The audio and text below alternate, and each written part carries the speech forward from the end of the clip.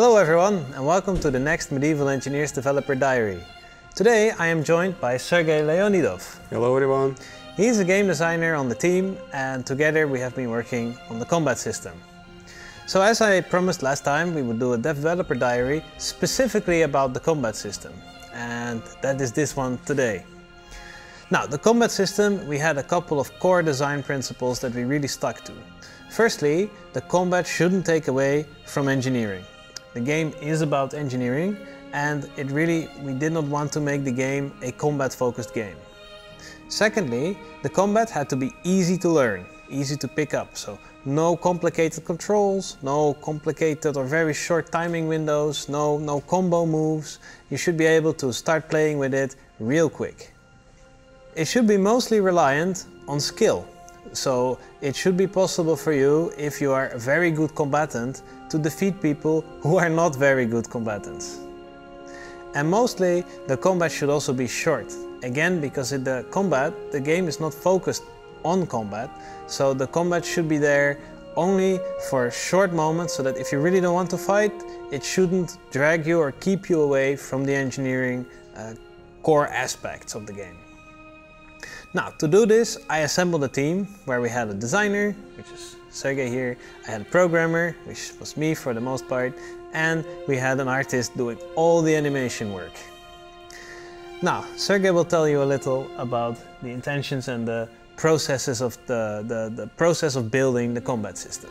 Yes, our intention was, first of all, to remove this meaningless, chaotic running around, what was previous could be called a combat. Now it's more about creating this tense about dueling, creating the tension between the two combatants. So to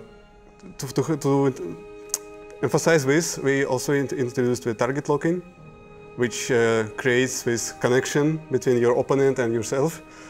And it's still easy to switch targets. It's not really, it's a soft lock. It doesn't limit you from too much from your motion or something, but it helps a lot to track a specific opponent, and if you want to keep being focused on it. First of all, we created a simple prototype of a target locking without any kind of new animations, just target lock to see if it what we need in the first place, because we wasn't sure. We needed to play test it with another combatants, with players, with barbarians. And actually, after first playtests, we definitely decided to stick to it. So when we decided to enhance it, to put more work in it, introduce with animations, because we're also actually not just visual, it's gameplay, important for gameplay, because you need to see and to read enemies' attacks. So after a few iterations, we came up with basic combat prototype. Then we moved on to creating more and more advanced things about the attacks themselves. For example, directions and always blocks and oversteer. We started with basically having some kind of omni block that protects all sides, and it was more actually directions than now. Yes. But during the process, during the playtests, we realized that reducing the amount of directions to 3 made it much more fast-paced, because you need to block only 3 directions and you need to concern only 3 directions. It's easier to keep it in your mind. Yeah. And the combat became much more fast-paced, and the skill, it emphasized more skill and more in that case. Yes, it started to fluently give you this chance for like blocking left, blocking right. You didn't have to memorize 100 different positions of the sword, which also for animation point of view would have been a nightmare, because we had to do so many animations. It was not even funny. But really, once we got like the character stance into the game, it really started to function. Yes, that was a necessary part actually to play test it further, yes. Because it was really important to see to be able to block it directionally, we needed to see it in advance, that we are attacking in that direction. I still remember that in our designer meetings, we were there holding our swords and like, I'm going to attack from the left now. And again, with the play testing, I'm going to attack you from the left, block to your left. And until we got the animations in, that's really where it started to feel alive, where the system is like, yes, we're on the right track here. So after we've got our prototypes done, we had to move on to the next phase, actually implementing the whole feature set. Because by this time we had all the parts of the design gathered and we kind of knew what we wanted to, we were pretty sure of where we wanted to go, but we still had all the work ahead of us. And there was a lot of work. Yes, it's not only animations and not only sounds, and it basically was also a lot of definition work and the designer work that involves creating new kinds of effects, always creating an entire basically new stat actually, which is, we call adrenaline, but in game it's just never called, which has all the other effects on it, like scaled sounds of heartbeat, scaled HUD overlay, which becomes more and more opaque if we gain more adrenaline. And the adrenaline was added to create this interplay between two duelists, where it's like exchanging blows, and that when you are not the first one to attack, you get a little speed boost, so your next attack will be a little faster, to emphasize, no, not to emphasize, to kind of make you want to attack, and not to just be, I'm defending until you run out of stamina, and now I win. That was the core idea behind the adrenaline. Well, additionally, the idea behind adrenaline was actually to dynamically increase the skill ceiling, because in perfect situation where it's the two players' skill are completely equal, it will be never-ending combat, and we needed to increase the skill ceiling to the point where for some players it will become a little bit harder, and then they started to make more mistakes, and eventually they will lose. So yeah, and on top of that, of course, there were a lot of animation that had to be done.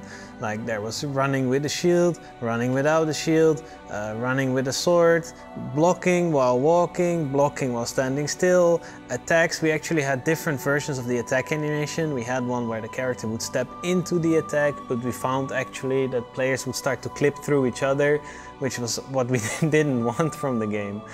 And we actually now have over 750 animation tracks on one of the characters.